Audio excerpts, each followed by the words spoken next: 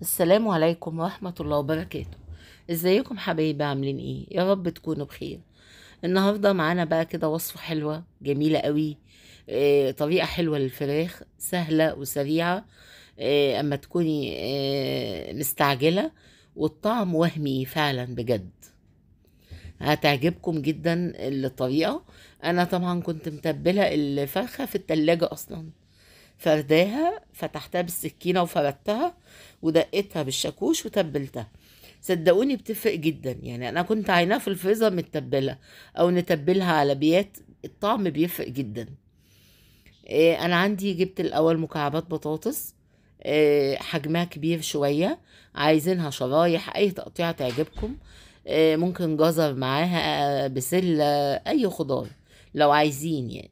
عليها معلقة هريسة فلفل اخضر، وعليها معلقتين من تتبيلة الفراخ، انا كنت محتفظة بيها في الفريزر. وهحط عليهم معلقتين زيت، ونقلب كل الخلطة دي مع بعضها. مش عايزة اقول لكم التتبيلة دي هتفرق في طعم البطاطس ازاي. وعلى فكرة بعد ما حطيتها في الكيس رشيت عليها رشة فلفل اسود كده صغيرة كمان زيادة. هنزل بيها في الكيس الحراري. تسوية في الاكياس الحرارية دي تحفة.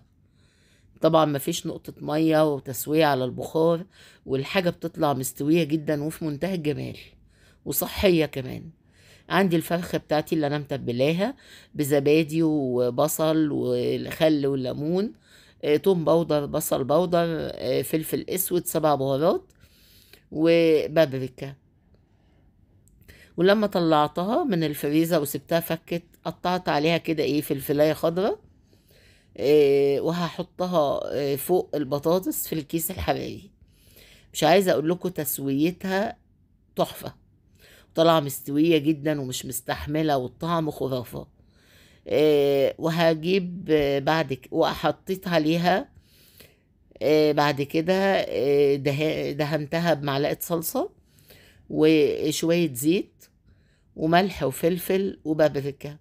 هي كده كده هتحمر، بس دول بيعززوا اللون شوية وبيبقى بتديها لون حلو. هدهن بيهم الفرخة بتاعتي، وبعدين قفلت الكيس ودخلتها الفرن. وده شكلها بعد ما طلعت من الفرن. شايفين الشكل؟ في منتهى الجمال. يا رب تكون عجبتكم.